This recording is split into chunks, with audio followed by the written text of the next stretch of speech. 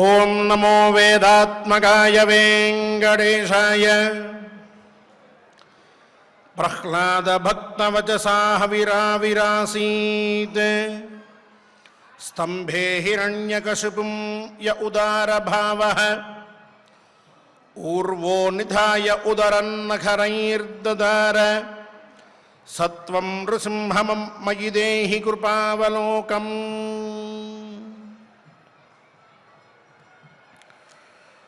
శ్రీ వెంకటేశ్వర స్వామి వారి దివ్య ఆజ్ఞతో ప్రతినిత్యం మహాభారతాంతర్గత అరణ్య పర్వ పారాయణాన్ని అవిచ్ఛిన్నంగా మనం కొనసాగించుకోగలుగుతూ ఉన్నాం. సాధారణంగా ఒక్కొక్క గ్రంథానికి ఒక్కొక్క సంప్రదాయం ఉంటుంది. శ్రీమద్ రామాయణ గ్రంథ పారాయణ ప్రవచనములకి ఒక సంప్రదాయం, మహాభాగవత గ్రంథ పారాయణ ప్రవచనాలకి ఒక సంప్రదాయం, శ్రీమన్మహాభారత గ్రంథ పారాయణ ప్రవచనములకి ఒక సంప్రదాయం. ఇలా ఒక్కొక్క పురాణానికి, గ్రంథానికి, ఇతిహాసానికి సంప్రదాయం ఒకటి ఉంటుంది. ఎందరో అడుగుతూ ఉన్నారు, ఒక్కొక్క శ్లోకానికి కూడా మనం తాత్పర్యం చెప్తూ ఉంటే బాగుంటుంది అని. 1,00,000 శ్లోకాత్మకం శ్రీమన్మహాభారతం.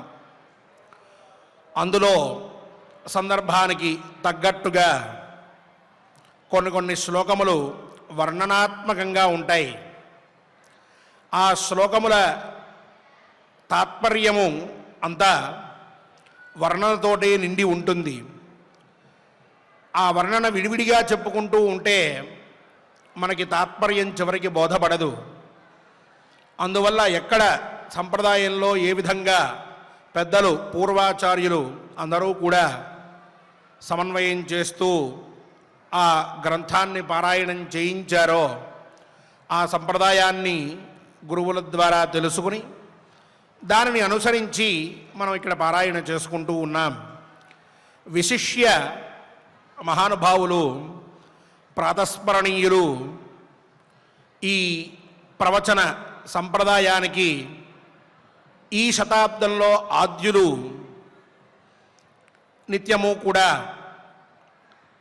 మనందరి చేత స్మరించదగినటువంటి వారు అయినటువంటి పెద్దలు కొందరు ఏ శ్లోకానికి ఆ శ్లోకం విడివిడిగా మహాభారత ప్రవచనం మనం చేసుకోకూడదు.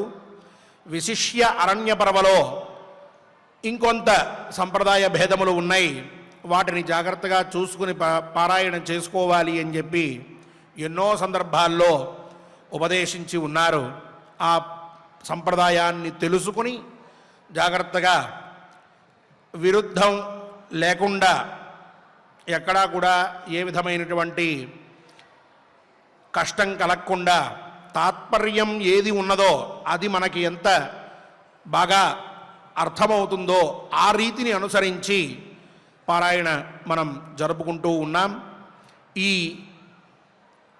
పారాయణ మహాయజ్ఞంలో ఈనాటి పారాయణానికి మనం ఆచార్యుల వారితో కలిసి సత్సంకల్పం చేసుకుందాం, శ్రీవారి అనుగ్రహాన్ని పొందుదాం. విఘ్నేశ్వర ధ్యానం. నమస్తే గణనాథాయ గణానాం పతగే నమః. భక్తి ప్రియాయ దేవేశ భక్తేభ్యః సుఖదాయక. శ్రీనివాస ధ్యానం అనంతవేద సంవేద్యం నిర్దోషం గుణసాగరం. అతీంద్రియం నిత్యముక్తం శ్రీనివాసం భజే నిశం. శ్రీకృష్ణ ధ్యానం వందే నవఘనశ్యామం పీతకౌశేయవాససం. సానందం సుందరం శుద్ధం శ్రీకృష్ణం ప్రకృతేః పరం. వ్యాసధ్యానం వేదవ్యాసం స్వాత్మరూపం సత్యసంధం పరాజనం. శాంతం జితేంద్రియక్రోధం సశిష్యం ప్రణమామ్యహం. అథ సంకల్పః శ్రీమదాదివరాహ క్షేత్రే విరాజమానస్య జగద్రక్షణార్థమవతీర్ణస్య శ్రీమదఖిలాండకోటిబ్రహ్మాండనాయకస్య శ్రీవేంకటేశ్వరస్వామినः పరిపూర్ణానుగ్రహేణ సర్వేషాం భక్తజనానాం ఆధివ్యాధినివృత్తిద్వారా ఆయురారోగ్యైశ్వర్యాభివృద్ధ్యర్థం సర్వారిష్టనివృత్తిద్వారా సకలశ్రేయోభివృద్ధ్యర్థం ధర్మార్థకామమోక్షాఖ్య చతుర్విధ పురుషార్థసిద్ధ్యర్థం సమస్తపాపక్షయార్థం శ్రీపరమేశ్వర ప్రీత్యర్థం శ్రీమన్మహాభారతే వనపర్వణి యథాశక్తి ద్విసప్తతితమోऽధ్యాయాन्तर्गता శ్లోకపారాయణం ఆచార్యముఖేన కరిష్యామహే. శ్రీకృష్ణ పరబ్రహ్మణే నమః.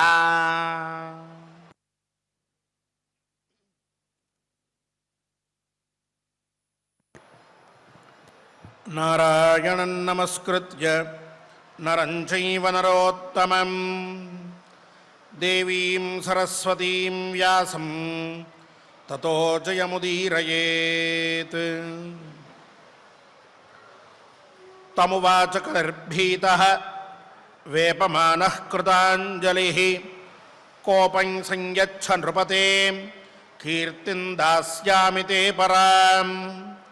ఇంద్రసేనస్య జననీ కుపితా మా శపత్పురా యదా త్వయా పరిత్యక్తా తతోహం భృషపీడితః.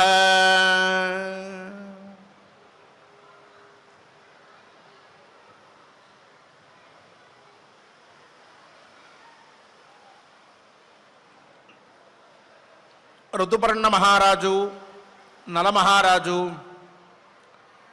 ఇద్దరు కూడా విదర్భ దేశానికి బయలుదేరారు. మార్గమధ్యంలో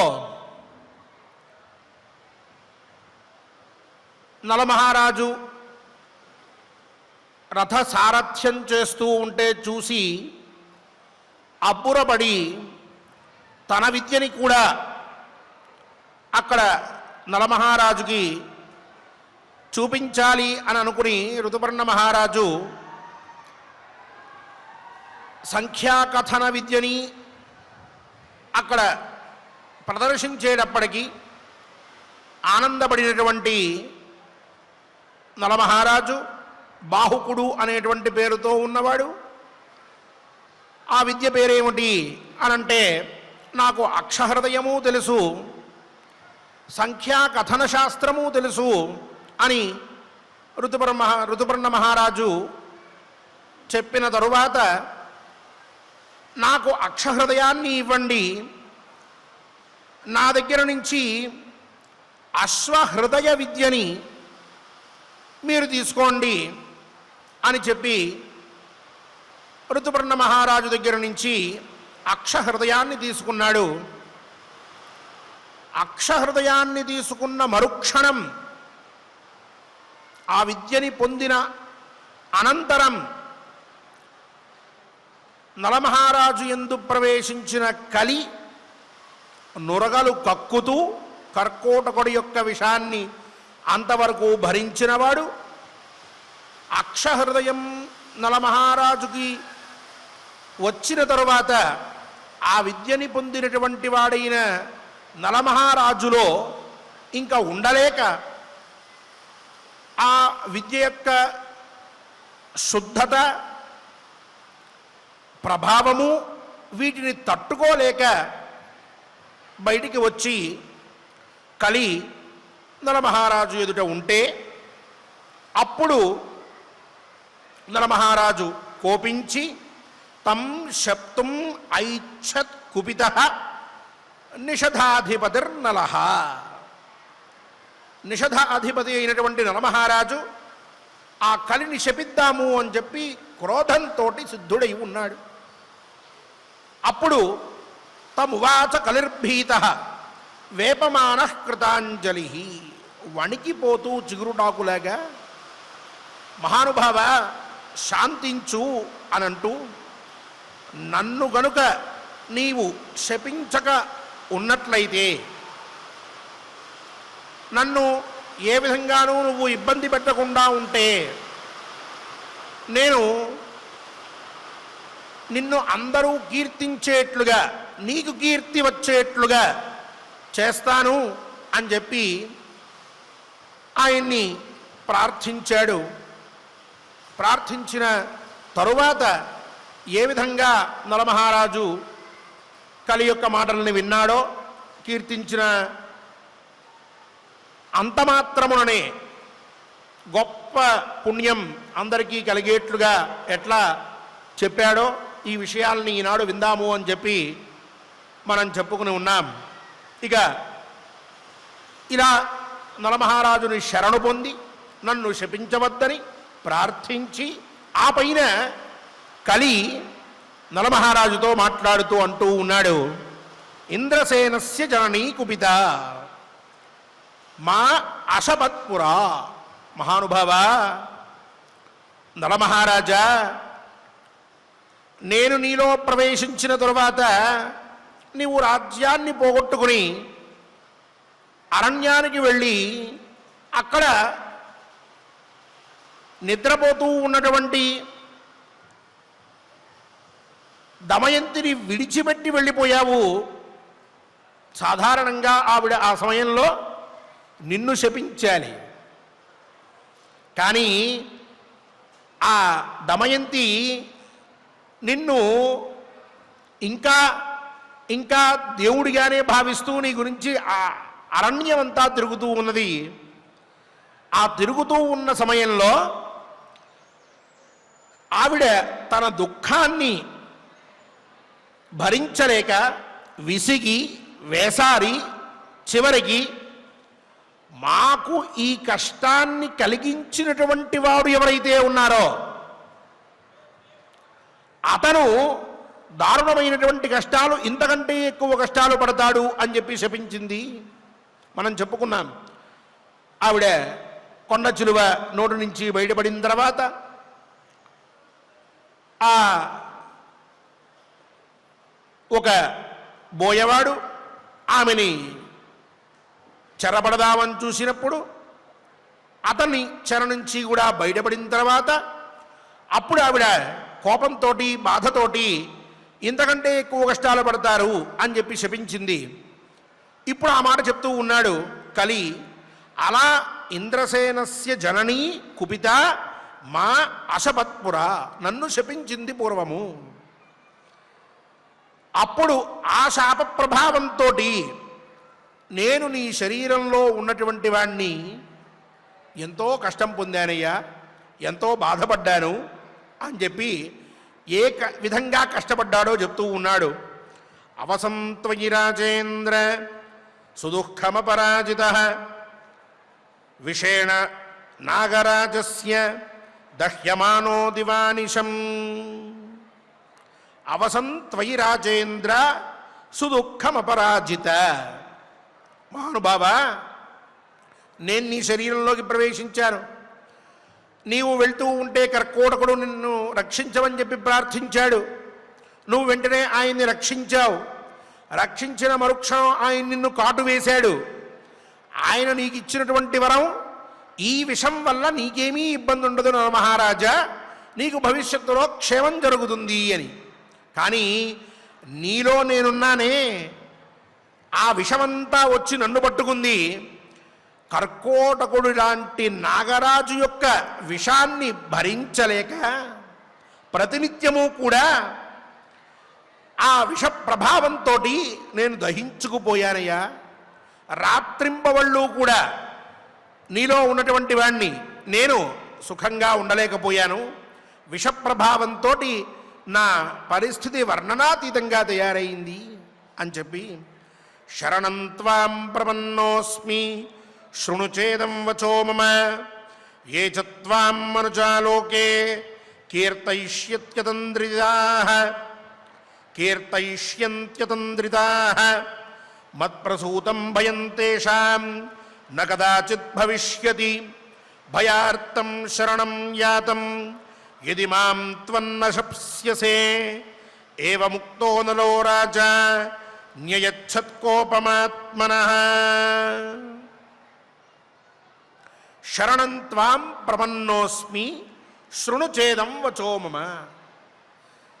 దమయంతి ఈ విధంగా శపించడం వల్ల నీకు ఇటువంటి దారుణ స్థితి కలగడానికి నేనే కారణం కాబట్టి అంతకంటే కష్టం పడతారు వాళ్ళు అని చెప్పి ఆవిడ అనడం వలన ఇగో ఈ కర్కోటకుడు నిన్ను కాటు వేస్తే ఆ విషంతో నేను దహించుకుపోయి నీకంటే ఎక్కువ కష్టపడ్డాను నీలో, ఇప్పుడిగో బయటపడ్డాను. ఇక నేను నిన్ను ఇప్పుడు శరణు వేడుతూ ఉన్నాను, నన్ను మన్నించమని, నన్ను శపించకుండా ఉండమని. నువ్వు శపించకుండా ఉంటే ఇక పైన నీ కీర్తనం ఎవరైతే చేస్తారో అటువంటి వారు నా చేత పీడింపబడరు. నా వల్ల వాళ్ళకి ఏ విధమైనటువంటి భయము ఉండదు. కావున నన్ను నువ్వు శపించకుండా ఉండు, నా దారిని నేను పోతాను.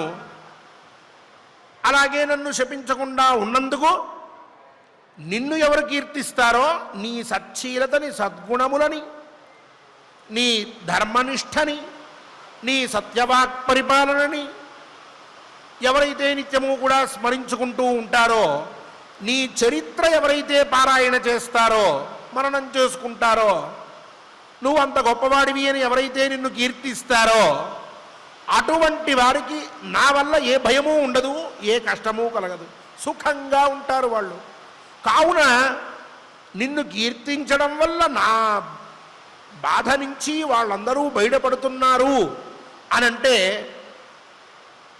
ఆ కీర్తి, ఆ గొప్పతనం అంతా నీదే అని చెప్పి అందరూ నిన్ను కీర్తించడం మొదలు పెడతారు. ఆ విధంగా నీకు అనంతమైనటువంటి కీర్తి వస్తుంది. నువ్వు శపించకుండా ఉన్నందువలన నేను వేరే పనిలో నిమగ్నున్నవుతాను, నీ శాప ప్రభావం నా మీద లేకుండా ఉంటుంది. కాబట్టి నన్ను శపించవద్దయ్యా, వదిలిపెట్టు అన్నాడు. ఇలా అనేటప్పటికీ వెంటనే నలమహారాజు ఏవముక్తో నలో రాజా న్యయచ్చత్కోపమాత్మనః, వెంటనే తన కోపాన్ని తగ్గించుకున్నాడు ఆయన. ఇక కలి మీద ఏ విధమైనటువంటి కోపాన్ని ప్రదర్శించలేదు, శపించకుండా ఉన్నాడు. ఆ వెంటనే కలి భయపడుతూ తతో భీతః కలి క్షిప్రం ప్రవివేశ బిభీతకం కలిస్త్వన్యైస్తదా దృశ్యః కథయన్నైషధేన వై. ఇక కొద్దిసేపు అక్కడే ఉంటే నలమహారాజు తనని శపిస్తాడేమో అని చెప్పి భయపడుతూ ఉన్నటువంటి కలి మరుక్షణం ఏ తాండ్ర చెట్టును చూసి ఋతుపర్ణ మహారాజు ఇన్ని ఆకులున్నాయి, ఇన్ని ఫలములు ఉన్నాయి అని చెప్పాడో ఆ తాండ్ర చెట్టులోకి ఈయన వెళ్ళిపోయి అదృశ్యం అయిపోయాడు, దాంట్లో ఉండిపోయాడు. అలా తాండ్ర చెట్టులోకి కలి సాక్షాత్తుగా వెళ్ళి ప్రవేశించాడు. ఆ పైన తతోగతజ్వరో రాజా నైషధః పరమీరః సంప్రణష్టే కలౌ రాజా సంఖ్యాయాస్య ఫలాన్యుత ముదా పరమయా యుక్తః తేజసాథ పరేణ వై రథమారుహ్య తేజస్వీ ప్రయౌజవనైర్హయైః. అప్పటిదాకా ఉన్నటువంటి గ్రహణం వీడింది. నలమహారాజు అంతవరకు తనలో ప్రవేశించినటువంటి కలి తనని ఉక్కిరి బిక్కిరి చేస్తూ ఉంటే ఏమాత్రము కూడా చైతన్యం లేనివాడిగా ఏం చేస్తున్నాడో తెలియక ఏదో విధంగా కాలాన్ని గడిపేటటువంటి అతి సామాన్యుడి మాదిరి తయారయ్యి లోకంలో కాలం గడుపుతూ ఉన్నాడు అనామకుడిగా. అజ్ఞానం ఆవహించింది. దాంతో కర్తవ్యం ఏమిటి అనేది తెలియలేదు. కర్తవ్యం మూఢుడై ఉన్నాడు అంతవరకు. ఎప్పుడైతే కలి తనలోంచి వచ్చి ఆ తాండ్ర చెట్టులోకి ప్రవేశించిందో వెంటనే అప్పటిదాకా ఉండేటటువంటి నిర్మాల్యం లేని స్థితి ఏదైతే ఉన్నదో, శరీరంలో ఒక విధమైనటువంటి అవగుణములు కనిపిస్తూ ఉన్నా, బుద్ధికి మనస్సుకి ఒక దోషం పట్టి ఉన్నది. ఆ దోషం ఇప్పుడు విడిపోవడం వలన శుద్ధంగా స్వచ్ఛంగా శుభ్రంగా ఉన్నటువంటి వాడి చైతన్య పురుషుడయ్యాడు. చిత్తం బాగా పనిచేస్తోంది. ఏదో కొత్త శక్తి శరీరంలోకి ప్రవేశించినట్టుగా ఉన్నది. ఇది ఈ పని ఇలా చేయాలి, నేను ఇలా ఉండాలి అనేటటువంటి భావాలు వరుస వరుసగా కలుగుతూ ఉన్నాయి. అసలు ఇంతవరకు ఏం జరిగింది, ఎలా జరిగింది, ఇంత ప్రమాదం జరిగిందా అనేటటువంటి స్మృతి అంతా కూడా రావడం మొదలుపెట్టింది. ఇక అప్పటిదాకా ఉన్నటువంటి ఆ అయోమయ స్థితి పూర్తిగా దూరం అయిపోయింది. స్వచ్ఛంగా ఉన్నాడు. దాంతో శరీరంలో తేజస్సు పెరిగింది. ఆ తేజసాధపరేణవై అన్నట్లు తేజస్సు కూడా బాగా రావడంతో ఇక మళ్ళీ ఆనందంతో రథమారుహ్య రథాన్ని ఎక్కాడు. అశ్వములని మళ్ళీ నిగ్రహించడం మొదలుపెట్టాడు. తన యొక్క ప్రయాణాన్ని ఆరంభించాడు. విదర్భకి వెళ్ళవలసిందే, సాధ్యమైనంత త్వరగా అని చెప్పి నిశ్చయం చేసుకున్నాడు. బయలుదేరి వెళ్తూ ఉన్నాడు. ఇక ఈ తాండ్ర చెట్టులోకి కలి ప్రవేశించినందువలన బిభీతకశ్చా ప్రశస్త సంవృత్త కలి సంశ్రయాత్ హయోత్తమానుత్పతత ద్విజానివ పునః పునః నలః సంచోదయామాస ప్రహృష్టేనాంతరాత్మన విదర్భాభిముఖో రాజా ప్రయయౌ సమహాయశాః. ఎప్పుడైతే కలి ప్రవేశించిందో ఆ క్షణం నుంచి తాండ్ర చెట్టు అపఖ్యాతిని పొందింది. ఆ తాండ్ర చెట్టుని ముట్టుకుంటే దోషమని, దాని కింద ఉంటే దోషమని, దాని చుట్టూ తిరిగితే దోషమని, ఇలా అప్పటిదాకా తాండ్ర చెట్టు అనేటటువంటి దానికి సమానమైనటువంటి స్థితే ఉంటే మిగతా వృక్షాలతో, ఇక ఎప్పుడైతే కలి దాంట్లోకి ప్రవేశించిందో అప్పటి నుంచి అది అస్పృశ్యం అయిపోయింది. అందుకనే సంప్రదాయంలో కూడా తాండ్ర చెట్టుని ముట్టుకోవద్దు, దాన్ని ఆశ్రయించద్దు అని చెప్పి చెప్తూ ఉంటారు. అటువంటి అపఖ్యాతిని అది పొందింది. ఇక నలుడు రథాన్ని ఎక్కి వేగంగా విదర్భ రాజ్యానికి ప్రయాణం కొనసాగిస్తూ ఉంటే ఆ గుర్రాలు పక్షుల్లాగా ఆకాశంలో ఎగురుతున్నాయా అన్నట్లుగా ఉందట. చాలా వేగంగా వెళ్ళిపోతూ ఉన్నాడు. అప్పటికి అశ్వహృదయం తెలిసినందువలన వేగంగా నడిపినటువంటి వాడే అయినప్పటికీ ఈ కలి బయటికి వచ్చేసిన తర్వాత సమధికోత్సాహంతో ఇప్పుడు సారథ్యం చేస్తూ ఉండడం వలన ఇంకొంత వేగం పెరిగింది. ఆ వేగం చివరికి ఆకాశంలో పక్షులు వెళ్తున్నట్లుగా గుర్రాలు ఇక్కడ ప్రయాణిస్తున్నాయా అన్నట్లుగా ఉన్నాయి. ఆయన సంతుష్టాంతరంగుడై నాకు పట్టిన దోషమంతా పోయింది, ఇక నేను కర్తవ్య బోధతోటి ఇగో ఈ పనులు ఇలా చేయాలి అనేటటువంటి నిశ్చయంతో అంతరాత్మ చెప్పే విధంగా ప్రవర్తించగలను అని చెప్పి సంతోషపడుతూ విదర్భరాజ్యానికి బయలుదేరాడు. నలేతు సమతిక్రాంతే కలిరప్యగమద్గృహం తతో గతజ్వరో రాజా నలోభూత్ పృథివీపతి విముక్తః కలినా రాజన్ రూపమాత్ర వియోజితః. ఇది శ్రీమన్మహాభారతే వనపర్వణి నలోపాఖ్యానపర్వణి 270తమోऽధ్యాయః. నలుడు రథాన్ని నడుపుతూ ఉంటే ఇక కొంత దూరం నలుడు వెళ్ళిపోయిన తర్వాత తాండ్ర చెట్టుకుని ఆశ్రయించుకుని ఉన్నటువంటి కలి కూడా స్వగృహానికి వెళ్ళిపోయాడు. అలా వెళ్ళిన తర్వాత రూపమాత్రం కొంత తేడాగా ఉన్నది. శరీర అవయవములు అవన్నీ కూడా ఆ రూపాన్ని చూసిన మరుక్షణం ఇతనే నలమహారాజు అని గుర్తుపట్టలేనట్టుగా ఉన్నది అని చెప్పుకున్నాం. ఆ విధంగా రూపమే తేడాగా ఉంది తప్ప నలమహారాజులో ఇంకా ఏది కూడా ఏమాత్రమూ తేడాగా కనిపించట్లేదు. బుద్ధి, తేజస్సు అన్నీ కూడా చక్కగా ఉన్నాయి. వేగంగా నడుపుతూ వెళుతూ ఉన్నాడు, సంతోషంతో ఉన్నాడు. ఇక దమయంతి దగ్గరికి చేరుకోవాలి అనేటటువంటి ఉత్సాహంతో సారథ్యం చేస్తూ విదర్భరాజ్యాన్ని సమీపిస్తూ ఉన్నాడు. ఇక విదర్భరాజ్యంలో అడుగుపెట్టిన తర్వాత ఎటువంటి చిత్రమైన పరిస్థితులు ఎదురైనాయో రేపటి కథాశ్రవణంలో మనందరం కూడా విందాం. ఏమిటి ఆ చిత్రమైన పరిస్థితులు అంటే, ఉదాహరణకి దమయంతి సుదేవ మహానుభావుణ్ణి పిలిచి, మహానుభావ ద్వితీయ స్వయంవరం నాకు జరుగుతోందని చెప్పు అని చెప్పి పంపించింది. సుదేవుడు వచ్చేది ఏ మాట చెప్పాడు?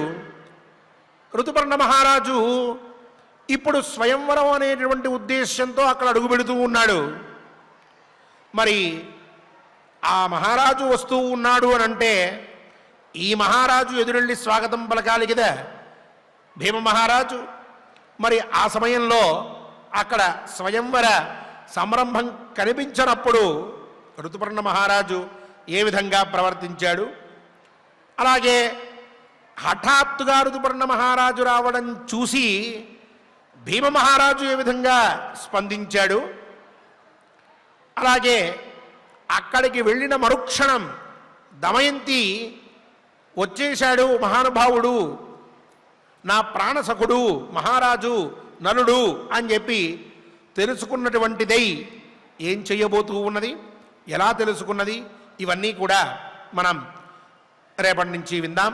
ఈనాటి శ్లోకములని చక్కగా ఆచార్యుల వారితో కలిసి పారాయణ చేసుకుని నలమహారాజుని కీర్తిస్తూ ఉండడం వలన, ఆయనలో ఉండేటటువంటి గుణములను గుర్తు తెచ్చుకుంటూ ఉండడం వలన, అలాగే కర్కోటకస్య నాగస్య అంటూ దమయంత్యా నలస్య చ ఋతుపర్ణస్య రాజర్షే స్మరణం కలినాశనం అని చెప్పి వాళ్ళ యొక్క స్మరణ చేతనే మనకి కలిబాధలు ఉండవు అనేటటువంటి విషయాన్ని పునఃపునః స్మరించుకుంటూ ఎప్పుడు కుదిరితే అప్పుడు ఆ నలమహారాజుని కూడా గుర్తు చేసుకుంటూ ఉంటే పాప బుద్ధి మనలో ప్రవేశించదు. మనకి ఈ కలి దోషములు అంటగా స్వచ్ఛంగా శుభ్రంగా జీవనం కొనసాగించేటటువంటి యోగ్యత కలుగుతుంది. అటువంటి యోగ్యతని కల్పించమని శ్రీవారిని ప్రార్థిద్దాం, స్వామివారి అనుగ్రహాన్ని పొందుదాం. ఓం నమో వెంకటేశాయ. ఓం నమో వెంకటేశాయ. చక్కగా మనం ఆచార్యుల వారి ద్వారా నలమహారాజుకి ఆవహించినటువంటి కలిపురుషుడు ఏ విధంగా వెళ్ళిపోయాడు అనేటటువంటి విషయాన్ని మనం చక్కగా తెలుసుకున్నాం. ఇక మనం మహాభారత అంతర్గత వనప్రవంలో 72వ అధ్యాయంలో 33వ శ్లోకం నుండి అధ్యాయాంతాన్ని పూర్తి చేసుకుందాం. స్వామివారి యొక్క అనుగ్రహాన్ని పొందుదాం. తమువాచ కలిర్భీతః తమువాచ కలిర్భీతః వేపమానః కృతాంజలిః వేపమానః కృతాంజలిః కోపం సంయచ్చ నృపతే కోపం సంయచ్చ నృపతే కీర్తిం దాస్యామి తే పరాం కీర్తిం దాస్యామి తే పరాం ఇంద్రసేనస్య జననీ ఇంద్రసేనస్య జననీ కుపితామాశపత్పురా కుపితామాశపత్పురా యదా త్వయా పరిత్యక్తా యదా త్వయా పరిత్యక్తా తతోహం భృశపీడితః తతోహం భృశపీడితః అవసంత్వయి రాజేంద్ర అవసంత్వయి రాజేంద్ర సుదుఃఖమపరాజిత సుదుఃఖమపరాజిత విషేణ నాగరాజస్య విషేణ నాగరాజస్య దహ్యమానో దివానిశం దహ్యమానో దివానిశం శరణం త్వాం ప్రపన్నోస్మి శరణం త్వాం ప్రపన్నోస్మి శృణు చేదం వచో మమ శృణు ఛేదం వచో మమ ఏ చ త్వాం మనుజాలోకే ఏ చ త్వాం మనుజాలోకే కీర్తయిష్యంత్యతంద్రితాః కీర్తయిష్యంత్యతంద్రితాః మత్ప్రసూతం భయం తేషాం మత్ప్రసూతం భయం న తేషాం కదాచిత్ భవిష్యతి న కదాచిత్ భవిష్యతి భయార్తం శరణం యాతం భయార్తం శరణం జాతం యది మాం త్వన్న శప్స్యసే యది మాం త్వం న శప్స్యసే ఏవముక్తో నలో రాజా ఏవముక్తో నలో రాజా న్యయచ్ఛత్కోపమాత్మనః యయచ్ఛత్కోపమాత్మనః తతో భీతః కలిః క్షిప్రన్ తతో భీతః కలిః క్షిప్రం ప్రవివేశ బిభీతకం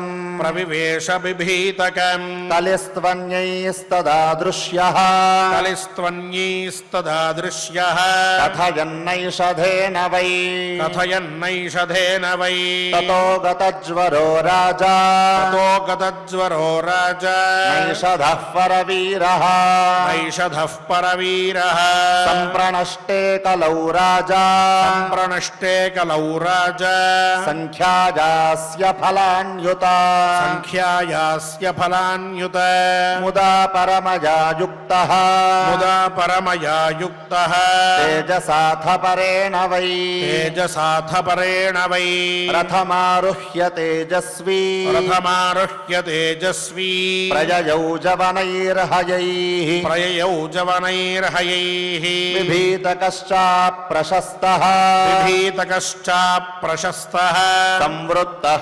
కలిసంశ్రయాత్ సంవృత్తః కలిసంశ్రయాత్ అయోత్తమానుత్పతతః అయోత్తమానుత్పతతః ద్విజానివ పునః పునః ద్విజానివ పునః పునః నలః సంచోదయామాస నలః సంచోదయామాస ప్రహృష్టేనాంతరాత్మనా ప్రహృష్టేనాంతరాత్మనా విదర్భాభిముఖో రాజా విదర్భాభిముఖో రాజా ప్రయయౌ సమహాయశాః ప్రయయౌ సమహాయశాః నలేతు సమతిక్రాంతే నలేతు సమధిక్రాంతే కలిరప్యగమద్గృహం కలిరప్యగమద్గృహం తతో గతజ్వరో రాజా తతో గతజ్వరో రాజా నలోభూత్ పృథివీపతిః నలోభూత్ పృథివీపతిః విముక్తః కలినా రాజన్ విముక్తః కలినా రాజన్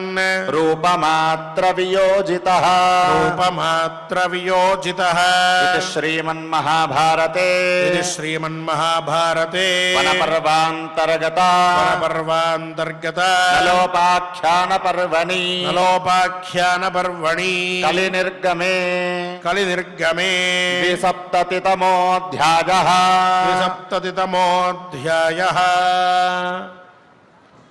ఓం నమో వెంకటేశాయ. నామస్మరణాదన్యోపాయన్నహి పశ్యామో భవతరణే అని నామస్మరణ కంటే వేరొక ఉపాయం ఈ సంసార సముద్రంలో లేదు.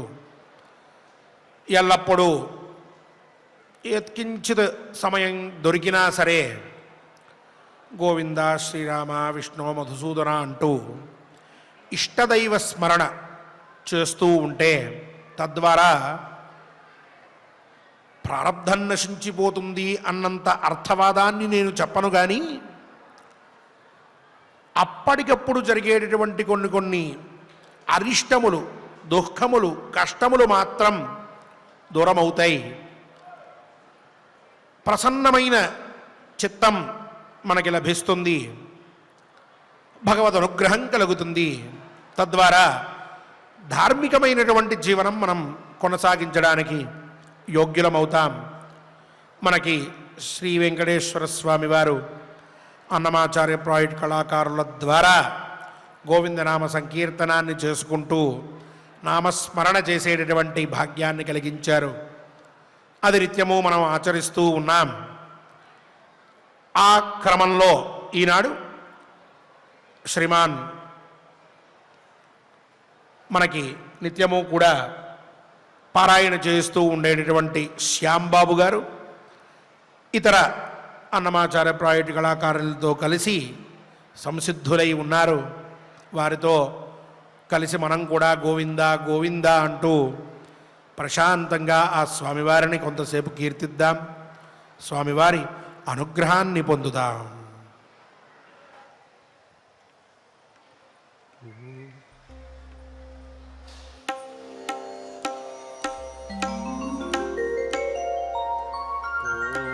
ఓం నమో వెంకటేశాయ. శ్రీ శ్రీనివాస గోవింద శ్రీ వెంకటేశ గోవింద.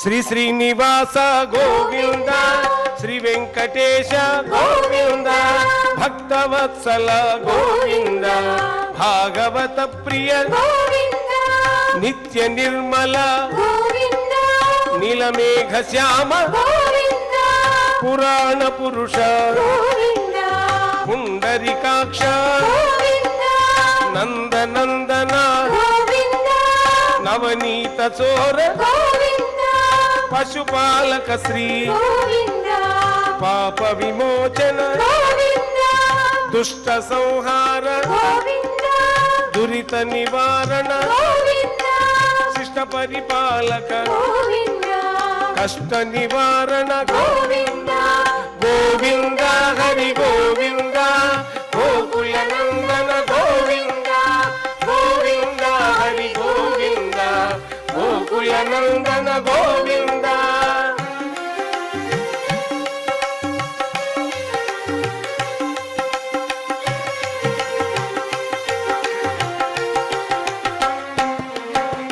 వజ్రమకుటధర వరాహమూర్తి గోపీ జనలోల గోవర్ధనోద్ధార దశరథ నందన దశముఖమర్దన పక్షివాహన పాండవ ప్రియ మత్స్యకూర్మ మధుసూదన హరి వరాగ నరసింహ వామన భృగురామ బలరామానుజ బౌద్ధ కల్కిధర వేణుగాన ప్రియ వెంకటరమణ గోవింద హరి గోవింద హరి గోవింద గోకుల నందన గోవింద గోవింద హరి గోవింద గోకుల నందన గోవింద.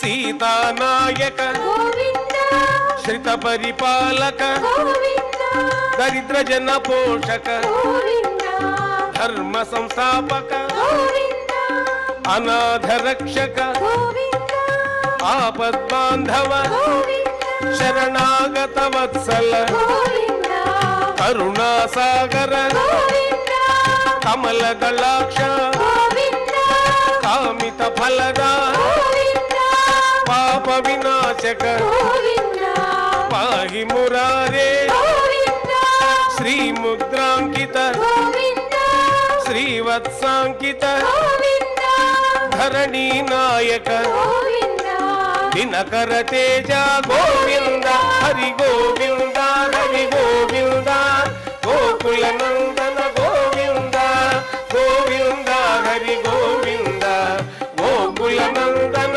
గోవింద.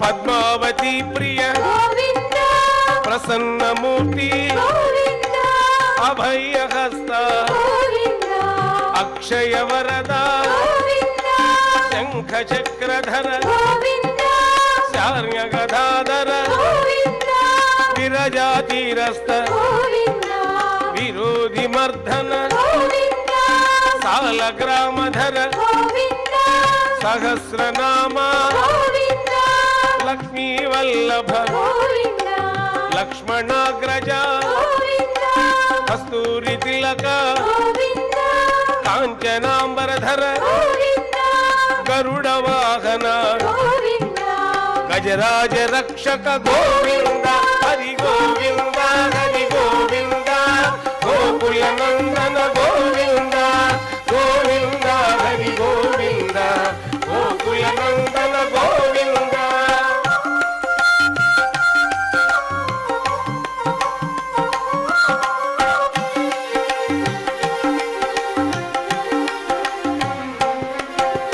వానర సేవిత గోవింద వారిధి బంధన గోవింద సప్తగిరీశ గోవింద ఏకస్వరూప గోవింద శ్రీరామకృష్ణ గోవింద రఘుకుల నందన గోవింద ప్రత్యక్ష దేవ గోవింద పరమ దయాకర గోవింద వజ్ర కవచధర గోవింద వైజయంతి మాల గోవింద వడ్డీ కాసులవాడ గోవింద వసుదేవ తనయ గోవింద బిల్వ పత్రార్చిత గోవింద భిక్షుక సంస్థుత గోవింద శ్రీ పుంరూప గోవింద శివకేశవమూర్తి గోవింద హరి గోవింద హరి గోవింద గోకుల నందన గోవింద గోవింద హరి గోవింద గోకుల నందన గోవింద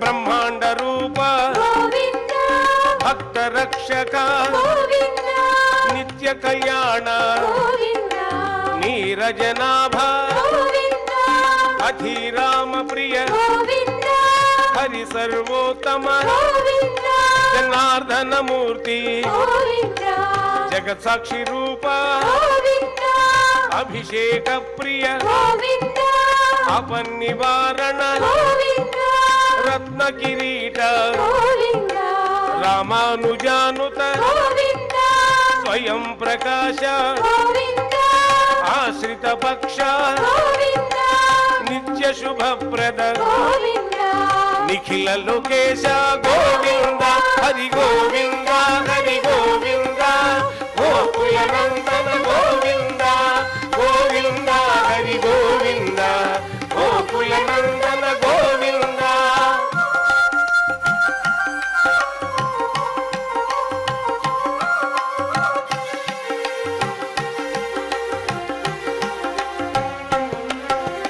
ఆనంద రూప గోవింద ఆద్యంతరహిత గోవింద ఇహ పరదాయక గోవింద ఇభరాజ రక్షక గోవింద పరమ దయాళో గోవింద పద్మనాభ హరి గోవింద తిరుమల వాస గోవింద తులసీ వనమాల గోవింద శేషశాయినే గోవింద శేషాద్రి నిలయ గోవింద మత్స్యావతార గోవింద ఏడు కొండలవాడ గోవింద హరి గోవింద హరి గోవింద గోకుల నందన గోవింద గోవింద హరి గోవింద గోకుల నందన గోవింద గోవింద హరి గోవింద గోకుల నందన గోవింద గోవింద హరి గోవింద గోకుల నందన గోవింద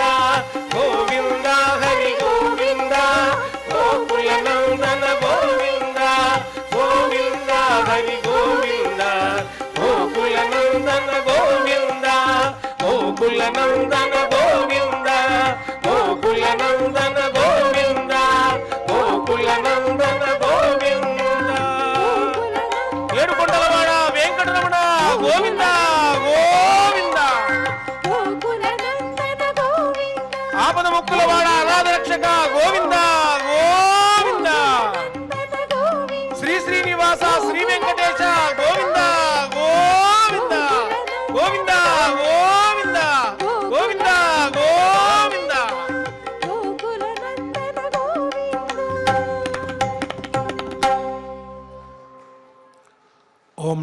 వెంకటేశాయ. క్షమా ప్రార్థనాదులతో మనం స్వామివారిని ప్రార్థిద్దాం. మంగళాంతంగా పారాయణాన్ని పూర్తి చేసుకుని శ్రీవారి అనుగ్రహాన్ని పొందుదాం. అథ క్షమా ప్రార్థనా యదక్షరపదభ్రష్టం మాత్రాహీనం చ యద్భవేత్ తత్సర్వం క్షమ్యతాం దేవ నారాయణ నమోస్తుతే. అథ లోకక్షేమ ప్రార్థనా స్వస్తి ప్రజాభ్యః పరిపాలయంతాం న్యాయేన మార్గేణ మహీం మహిషాః.